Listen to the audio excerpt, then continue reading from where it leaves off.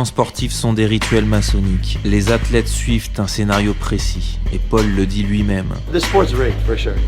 100%. Et comme d'habitude, on a des indices cachés à la vue de tous.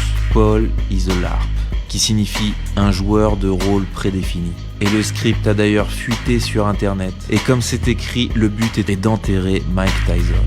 Et on le voit bien, Tyson ne réagit pas, il suit le scénario qui lui est imposé. Alors que Paul suit un rituel maçonnique d'initiation, Mike a plutôt l'air de suivre un rituel d'humiliation.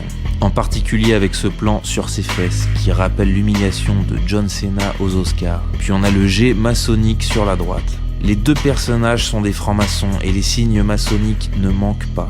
Œil caché, doigt du silence, corne du diable, 666. Pendant son entrée, Paul porte une veste avec le logo de la société secrète Skull and Bones.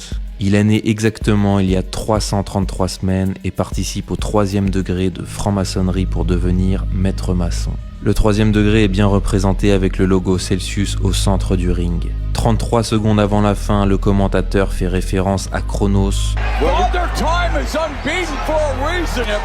en citant le père du temps. Chronos est souvent représenté en train de mordre un enfant. C'est pour ça que symboliquement, Mike Tyson mordait son gant tout au long du match. Les rituels maçonniques utilisent des gestes précis. Et quand l'apprenti est enfin prêt, il prend une posture avec son maître qui rappelle celle de la fin d'un match de boxe. C'est pour symboliser la transmission de leur secret.